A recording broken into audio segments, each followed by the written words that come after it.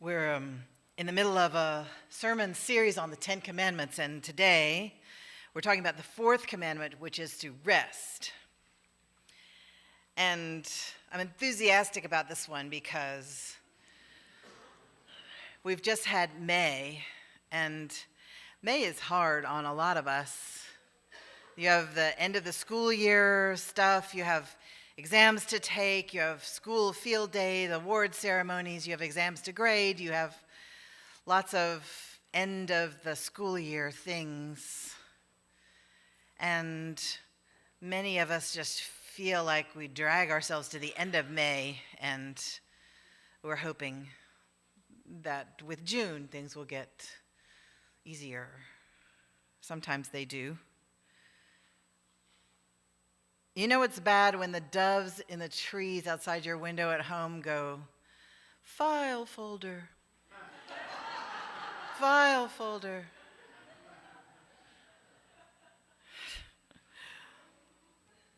Last week I was what I call stretcher tired.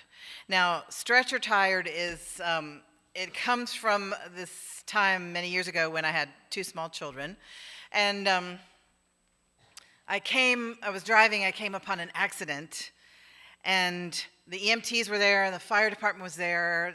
There were sturdy, capable people working to keep everything under control, and there was this woman who was just lying on the stretcher, and I thought, oh, that looks restful.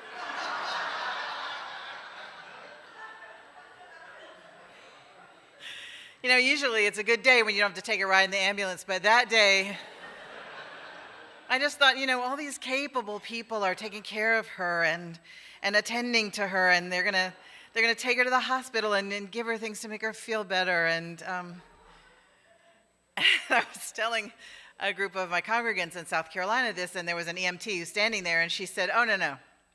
She's gonna get to the hospital, and they're gonna cut all her clothes off with great big scissors." And I said, "Oh, ugh." She said, "Perhaps you should just pay for a day at the spa. You don't need an ambulance, really." But I used to not really understand how to rest, and I say I used to. Every now and then I remember, and then I forget again. So have enough firstbornness in me to just want to keep going. You just keep going until finally you drop. And if you're tired enough to drop, then you can drop. But until you're tired enough to drop, you just have to keep going.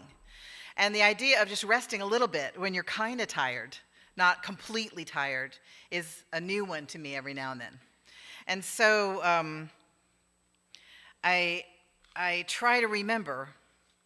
One of the things that helps me remember is the poem of Rainer Maria Rilke about the swan who walks awkwardly as if in ropes when on the land, but it says when he lowers himself into the water, allowing himself to be carried wave after wave, he writes, while the swan, unmoving and marvelously calm, is pleased to be carried, each moment more fully grown, more like a king, farther and further on. The wisdom of one of my holy books, the I Ching, is always reminding me to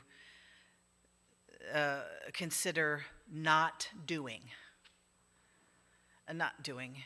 And when you are not too hungry or lonely or tired, not doing sounds like it makes sense. But when you're too tired, you just go, not doing? What in the world is that? I got to throw that thing away and let me get something to do here. And one of my trainers as a pastoral counselor, I had to do a lot of training with therapists, and he would often say, Meg, don't just do something, stand there.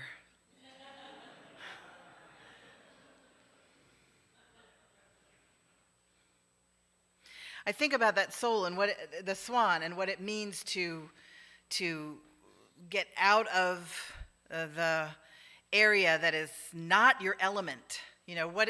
How can you get into your element more? What does that mean? How can you stop doing the things, if you can, that you were not designed for? And how can you get into the element for which you were designed? And what would that mean in a person's life, to be carried so I think about that, being in your element, and then I think also about perhaps the water to the swan is like the deep power in which we exist. And I'm using that language, that's the transcendentalists' language, our forebears. We live in a deep power, and when we realize that we are not ourselves the source of our energies, our ideas, our genius, our love, when the deep power in which we exist is flowing through us, we talked about the oversoul a couple weeks ago, that was their word for it. When that deep power, when you're rooted in that deep power, then you have things come through that are better than what could just come through just you drawing on your own resources. And so I think about the swan getting into the water and being buoyed up wave after wave, being carried. I mean, the swan is also paddling, but you can stop paddling without sinking if you're a swan. And you get more and more like a king. And I think about, what does that mean? Maybe you're just more and more at the center of the universe for where you were supposed to be. You are being absolutely the person you were meant to be if you're in your element and knowing when to float and be carried and when to paddle. That is really one of the central struggles of my life. So this Fourth Commandment means, it says, remember the Sabbath day and keep it holy, basically. So you're supposed to rest. And this is a commandment with which we were tortured as children. Because I grew up in a denomination, we didn't even say Sunday, we said Sabbath. And there were lots and lots of rules about what you could and couldn't do on Sabbath. This was Associate Reformed Presbyterian, very ethnic Scottish denomination in North Carolina. And so on Sabbath, you were allowed to go to church. You were allowed to read the Bible and memorize the Bible. You were allowed to recite the parts of the Bible that you had memorized. And you were allowed to eat and sleep. That was it. So I went to church 3 times. I went, Sunday school, church, and then Vespers in the evenings. And in between, we tried to take a real long nap, because if you weren't napping, then you were memorizing Bible verses.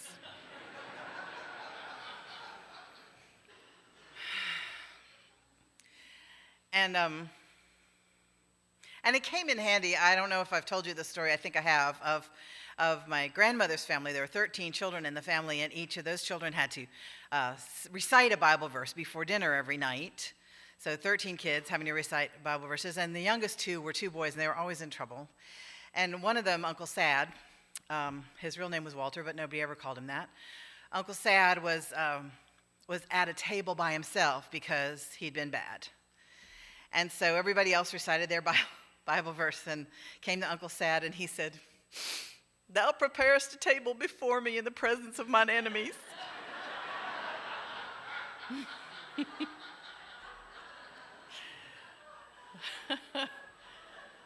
Whereas the rest of the boys were like, Jesus wept, and then,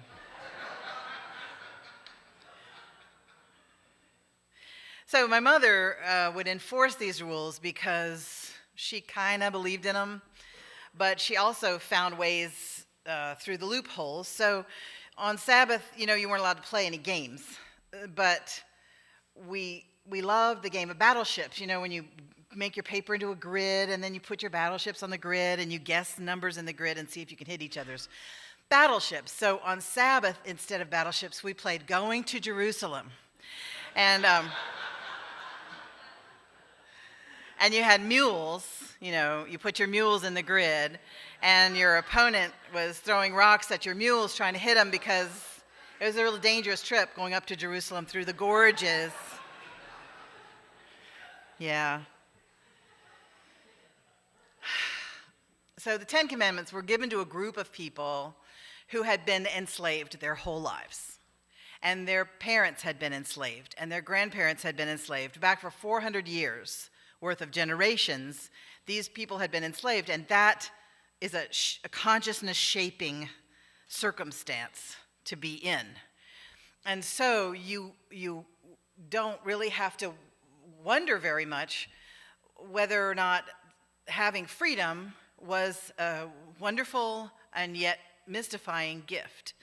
So it's possible that if you've been enslaved your whole life, you might want some support or some instruction on how to schedule your time when you've always just only ever done what somebody else told you to do. And so the 10 Commandments were given to these people who had had the experience of being enslaved, and so they might have needed this idea that, no, really, one day after every 7, you have to rest. You have to do nothing. One day, full day out of every 7. Look, even God did it. They said God created the world in 6 days. On the 7th day, he rested. So even if the divine one needs or enjoys rest, then how much more should we need or enjoy rest? It's okay, really, it's okay.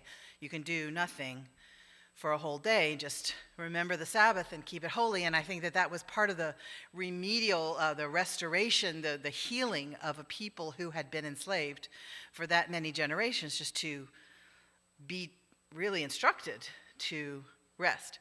But as human beings are wont to do, they worked with their best legal minds for 2,000 years to make resting on the Sabbath be really, really complicated. And this is something that we do. We just can't leave it alone. So the rabbis, who were the legal minds of the time, would say, well, yes, but what is work really? What counts as work on Sabbath? And can you not, if your ox falls into a ditch, can you not pull it out on a Sabbath? Yes, you can. If your neighbor needs something, can you not help them on the Sabbath? Yes, you can. But there are very, very detailed lists of things you may not do on the Sabbath and why. And the list goes, you can't have any planting, no gathering, no threshing, no grinding, no sorting, and it goes on. But none of these is simple. You say, well, I'm not grinding. It's like, well, I'm not sorting. Well, yes, you are. Because sorting means, and they had thousands of years to think about this, really. Sorting means that you're separating what is wanted from what is unwanted. So sorting your silverware drawer, that's sorting. Peeling a fruit, that's sorting, because you're taking what's not wanted, the peel, off of what is wanted, the fruit. So they had rules about what you could do on Sabbath. What kind of sorting could you do? And you could do sorting if all 3 of these circumstances were present at the same time. Number 1, you had to sort by hand. You couldn't use a utensil. So you're sorting by hand. So peeling an orange, okay. Sorting silverware, okay, if you were going to use it for a meal right then. So the second circumstance is that you have to be sorting or separating for something that was just about to happen. So you could peel a fruit if you were going to eat it right then. But you couldn't peel a fruit for the next day. Peel it for now.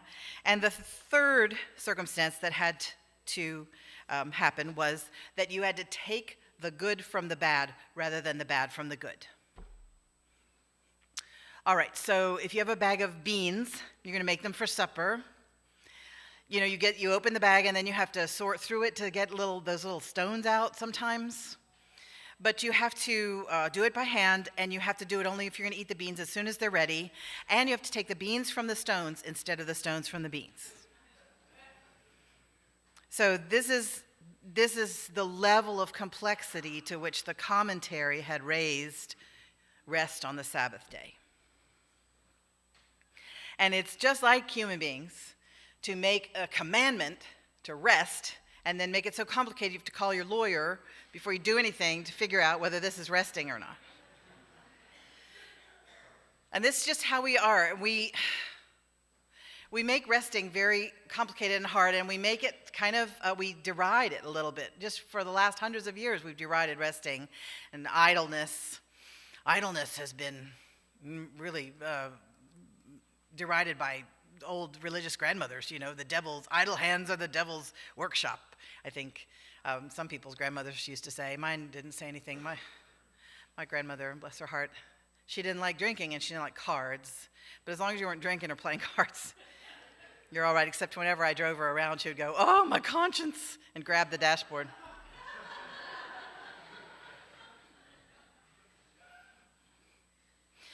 So our heroes on television say, "I work hard and I play hard." And it doesn't sound like there's any rest in there. And we answer the question, "How have you been?" with, "Oh, busy, crazy, crazy busy." George MacDonald, who was a great writer, said, "Work is not always required. There is such a thing as sacred idleness, the cultivation of which is now fearfully neglected." Writers know that you have to have a lot of do-nothing time in order to have a brain that will write things. If you have a report due, if you have a test to take, if you have a painting you're working on, if you have a piece of music you're composing, if you have anything that's going to take a creative part of your brain, you must have some do-nothing time, because once your brain is fried from too much doing stuff and paying attention, you're not going to get any creativity out of it. And this is supported by the neuroscience. I loved finding this out this week. University of California researchers have a whole report now called "Rest is Not Idleness: Implications of the Brain's Default Mode for Human Development and Education." And what they have found, not recently, but I have found it recently, what they have found is that the brain toggles back and forth between two brain systems at least. And one of the brain systems is activated when you're paying attention to things, when you're getting a task done, when you're working, when you're watching television with attention, when you're listening to music with attention, like, oh, what key is that in, and what changes, what's the theme there? You're listening with attention with a different part of your brain.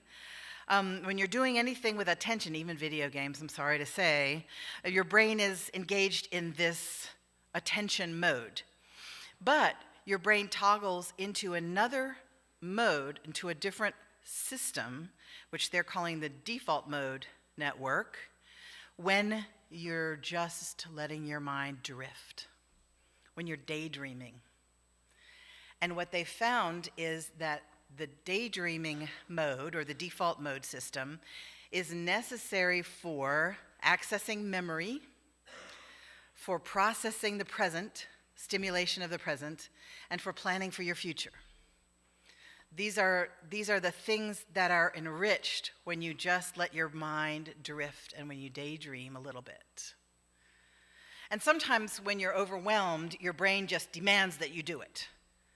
I remember right after 9/11, I was trying to drive home a couple days later from work, and I saw this old driveway with an abandoned barn right off the road, and I just pulled into the driveway and just sat there and stared into space for 40 minutes because my brain was so full of images and feelings and conversations. I just had to stare at that barn in order to give my brain, apparently, some time to process. I didn't know what I was doing. I just thought, something's deeply wrong with me. I'm just staring into space.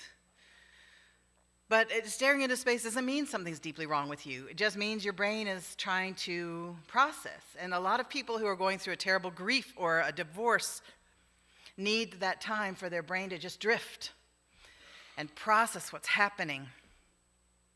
This is appropriate. This is what you're supposed to do. And so I think it's really good to know about this default mode system. And if you're interested in it, just Google the default mode system. There are lots of YouTube videos on it. You can get a lecture, you can get a 2-minute cartoon, whatever you want. But the default mode is very good for your creativity, and what they're trying to do is move into the educational system a balance between tasks, teaching for that test, task, lesson, lecture, activity, and balance that with some time for reflection for the kids, some time for doing nothing, some time for just letting their minds drift and sitting quietly.